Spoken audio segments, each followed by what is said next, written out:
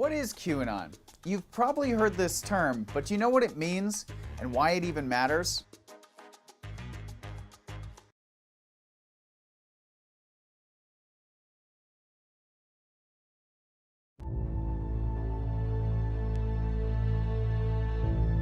Have you ever wondered why we go to war? Or why you never seem to be able to get out of debt? Why there is poverty, division, and crime?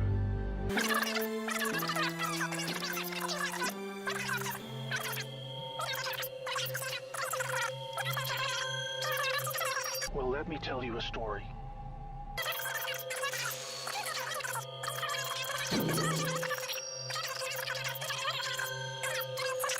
Well, there were good guys. Many. One became the President of the United States in January 1961. He knew about these criminals and wanted them gone. He knew their intentions for us all, and he wanted to fight them. Sadly, he had no idea how powerful they had become. Reagan also had good intentions for the American people. He knew this criminal mafia controlled almost everything by the stage, including the powerful rogue intelligence agencies. His economic policies were promising, but the criminals needed a weak America to hold on to their power. Reagan was shown with a bullet that a growing U.S. economy and prosperous citizens were not what the criminals wanted.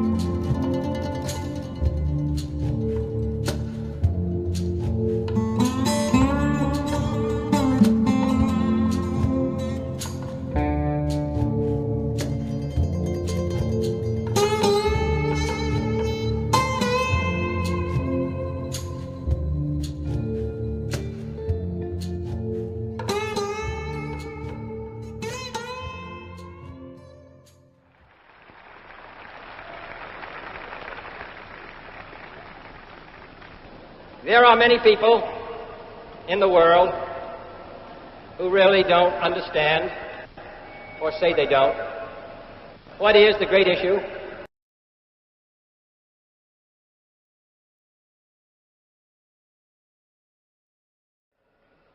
And therefore, as a free man, I take pride in the words, Ich bin ein Berliner.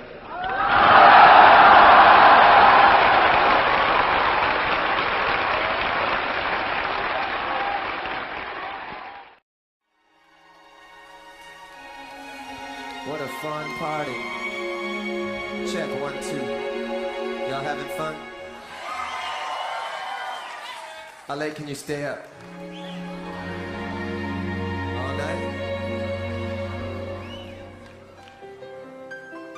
More volume, please. Watch this.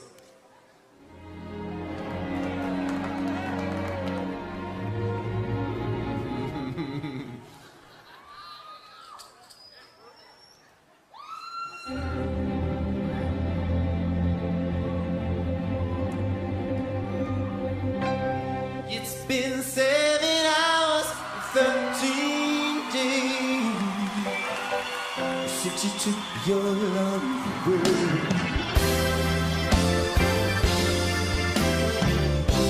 I go out every night and sleep all day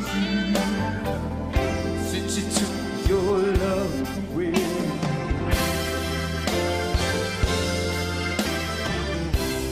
Since you've been gone, I can do whatever I want. Rosie Gage, y'all. I can see whoever I choose.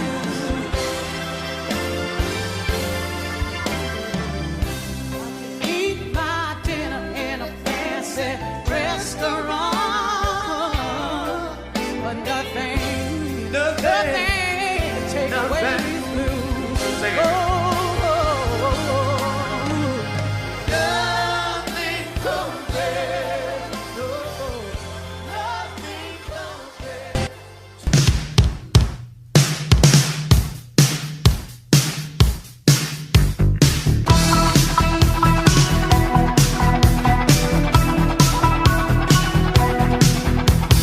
You might know of the original sin, and you might know how to play with fire. But did you know of the murder committed in the name of love? Yeah, you thought what a pity. Dream on, white boy, dream on, black girl, then wake up to a brand new day, to find your dreams that washed away.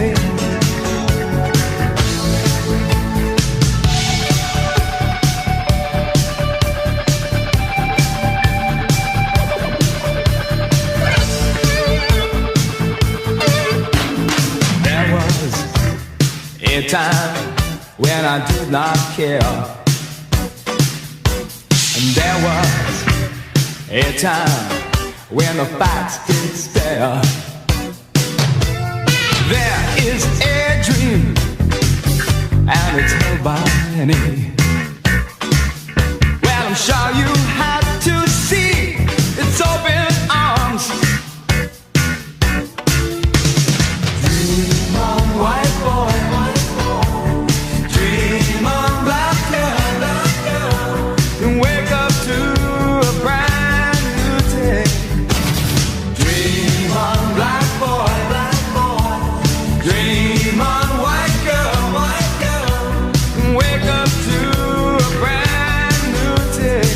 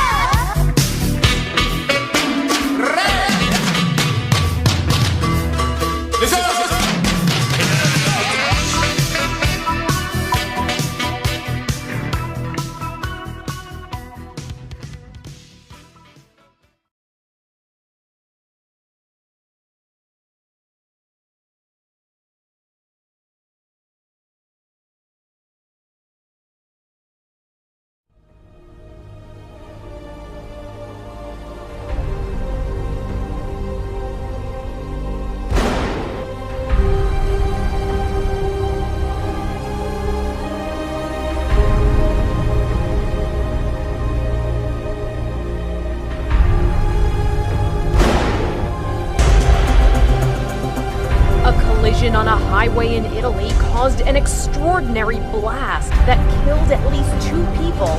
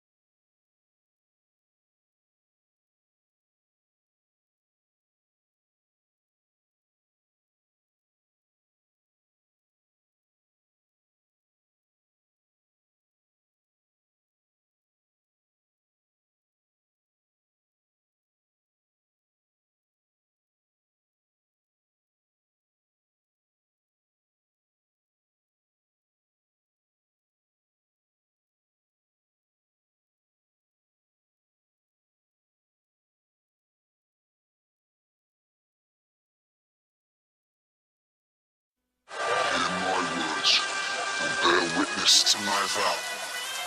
Night gathers, and now my watch begins. It shall not end until my death. I shall take no wife, hold no lands, father no children. I shall wear no crowns, and Win no glory. I shall live And die. at my post. I am the sword in the darkness. I am the watcher on the walls. I am the shield that guards from the realm of men. I pledge my life and honor to tonight's watch, for this night and all the nights to come. Night gathers, my watch begins to manifest till death, and it shall not end. I take no wife, no land, father, no children. I wear no crown, with no glory, and I shall not bend. I am the shield that's here to guard the realms of men. I've been in hell, so stop asking where the hell I've been. I am the sword in the darkness, the watcher of walls. That means I'm heartless. Bigger they come, harder they fall. I pledge my life and my honor to the night watch. For this night and nights to come, I give my life watch. See the black crow, watcher of walls. Some call us black brothers. Ice blocks colder than yours. We wear them black colors. Are you even man enough to take the oath? Man enough to take a dagger to a throat? Or are you only man enough when it matters the most? What's the matter? You was thinking your life matter? It don't. Do you know what leadership means? It means that the person in charge gets second guessed by every clever little twat with a mouth.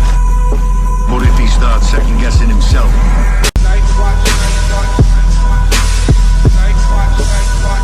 Are you even man enough to take the oath?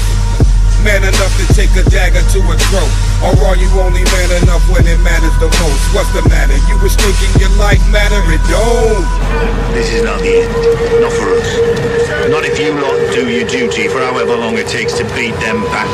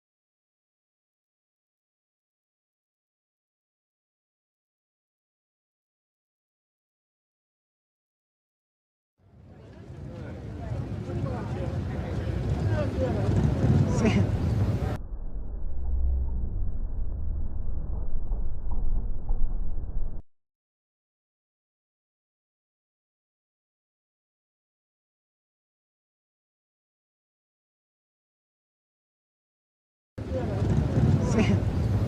It doesn't make much sense, Henry. He puts you here and then he runs around with a big turn. President Reagan!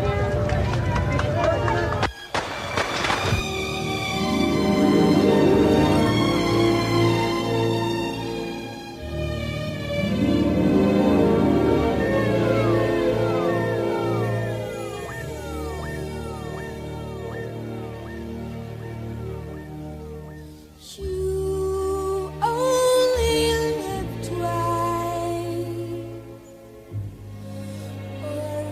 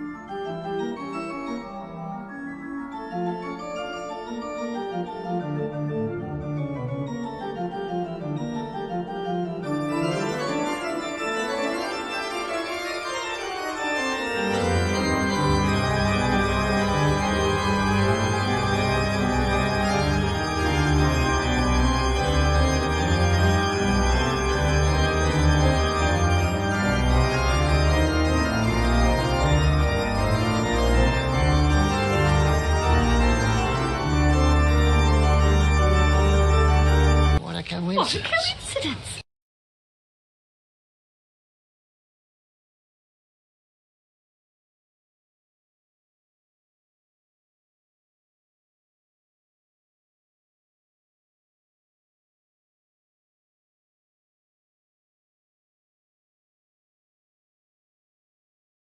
But it goes without saying that this is a very special day for you who are graduating.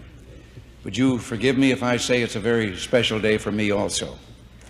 Over the years since I sat where you of the graduating class of 1982 are now sitting, I've returned to the campus many times, always with great pleasure and warm nostalgia. Now, it just isn't true that I only came back this time to clean out my gym locker. On one of those occasions, as you've been told, I addressed a graduating class here neath the elms and was awarded an honorary degree.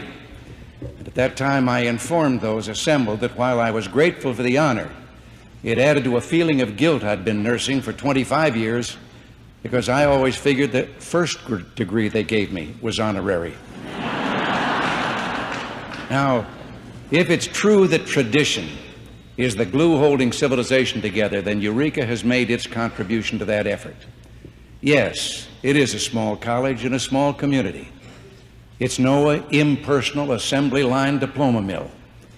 As the years pass, if you have let yourselves absorb the spirit and tradition of this place, you'll find the 4 years you've spent here living in your memory as a rich and important part of your life. Oh, you'll have some regrets along with the happy memories. I let football and other extracurricular activities eat into my study time, with the result that my grade average was closer to the C level required for eligibility than it was to straight A's. And even now, I wonder what I might have accomplished if I'd studied harder.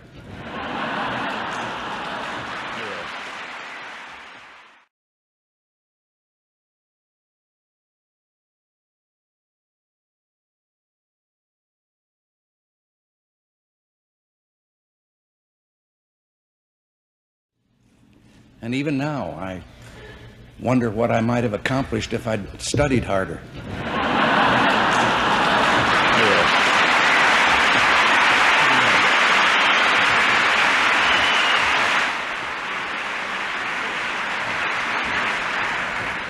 Now, I know there are differences between the Eureka College of 1932 and the Eureka of 1982.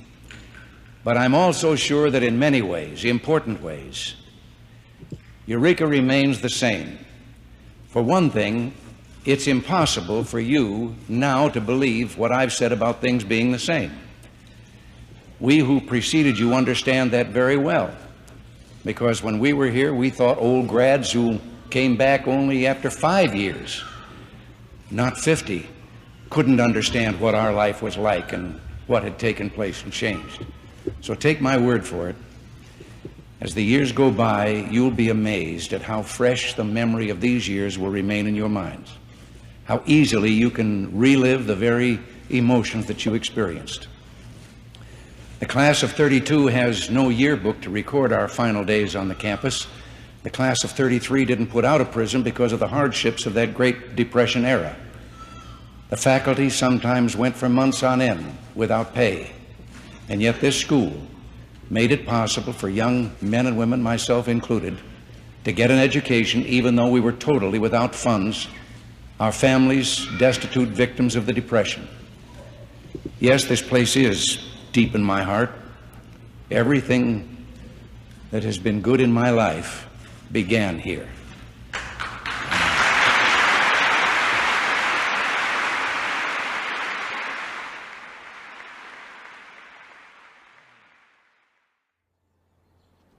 And that's all I have to say about that.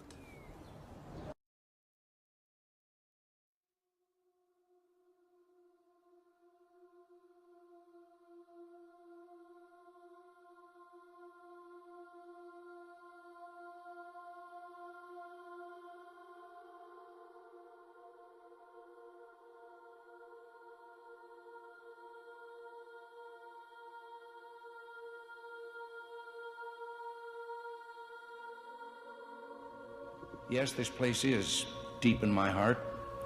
Everything that has been good in my life began here.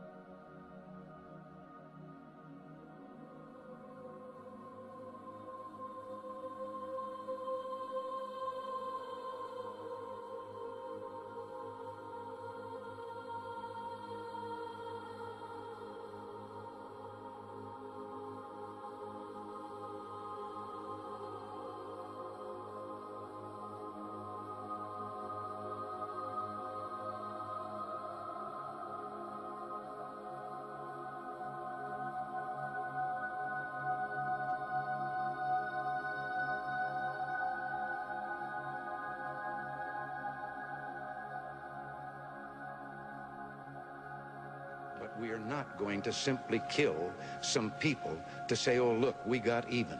We want to know when we retaliate that we're retaliating with those who are responsible for the terrorist acts.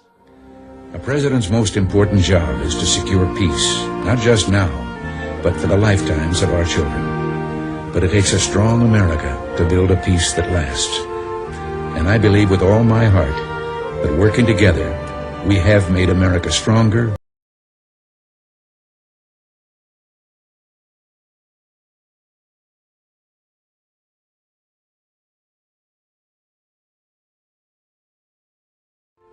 And I believe with all my heart that working together, we have made America stronger and prouder and more secure today. And now we can work toward a lasting peace for our children and their children to come.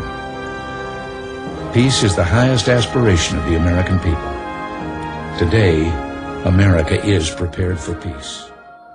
My fellow Americans, thank you for sharing your time with me tonight. The subject I want to discuss with you, peace and national security, is both timely and important. Timely because I've reached a decision which offers a new hope for our children in the 21st century, a decision I'll tell you about in a few minutes. And important because there's a very big decision that you must make for yourselves. This subject involves the most basic duty that any president and any people share, the duty to protect and strengthen the peace. My advisors, including in particular the Joint Chiefs of Staff, have underscored the necessity to break out of a future that relies solely on offensive retaliation for our security. Over the course of these discussions, I've become more and more deeply convinced that the human spirit must be capable of rising above dealing with other nations and human beings by threatening their existence. Feeling this way, I believe we must thoroughly examine every opportunity for reducing tensions and for introducing greater stability into the strategic calculus on both sides. One of the most important contributions we can make is, of course, to lower the level of all arms, and particularly nuclear arms. We're engaged right now in several negotiations with the Soviet Union to bring about a mutual reduction of weapons. Wouldn't it be better to save lives than to avenge them? Are we not capable of demonstrating our peaceful intentions by applying all our abilities and our ingenuity to achieving a truly lasting stability? I think we are. Indeed, we must.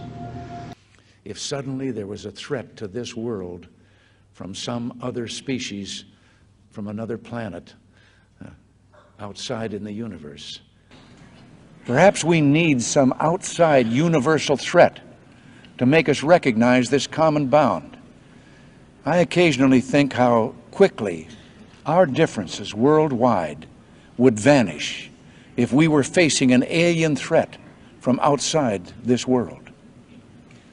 And yet, I ask you, is not an alien force already among us?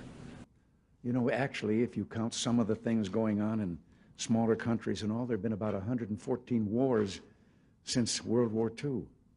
But I've often wondered, what if all of us in the world discovered that we were threatened by a power from outer space, from another planet, wouldn't we all of a sudden find that we didn't have any differences between us at all? We were all human beings, citizens of the world, and wouldn't we come together to fight that particular threat? I did criticize the president because of our undercutting of what was a stalwart ally, the Shah of Iran. And I am not at all convinced that he was that far out of line with his people, or that they wanted that to happen. The Shah had done our bidding and carried our load in the Middle East for quite some time. And I did think that it was a blot on our record that we let him down. Have things gotten better? The Shah, whatever he might have done, was building low-cost housing, had taken land away from the mullahs and was distributing it to the peasants so they could be landowners, things of that kind. But we turned it over to a maniacal fanatic who has slaughtered thousands and thousands of people, calling it executions. ABC's Jeffrey Kaufman is on the Libyan border, and he joins us now. Good morning, Jeffrey. Good morning, George. This is Libya that for the first time in 42 years does not have to live in fear of Muammar Gaddafi. The Shah, whatever he might have done, was building low-cost housing, had taken land away from the mullahs and was distributing it to the peasants so they could be landowners, things of that kind. But we turned it over to a maniacal fanatic. Muammar Gaddafi. He is gone for good, and few, if any, are mourning his passing. But we turned it over to a maniacal fanatic. And we're now seeing new images of those final moments before his death. But we turned it over to a maniacal fanatic. I went into politics in part to put up my hand and say, stop. I was a citizen politician, and it seemed the right thing for a citizen to do. And I hope we have once again reminded people that man is not free unless government is limited. There's a clear cause and effect here that is as neat and predictable as a law of physics. As government expands, liberty contracts.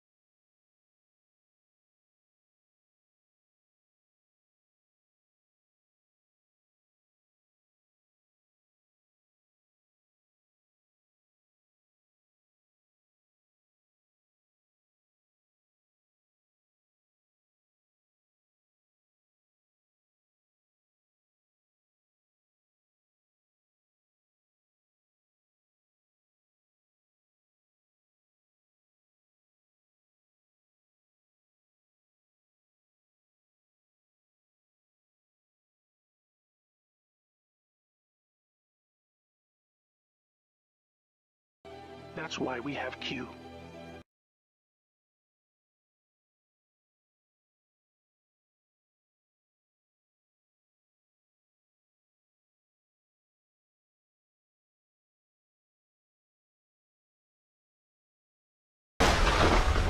May God bless America.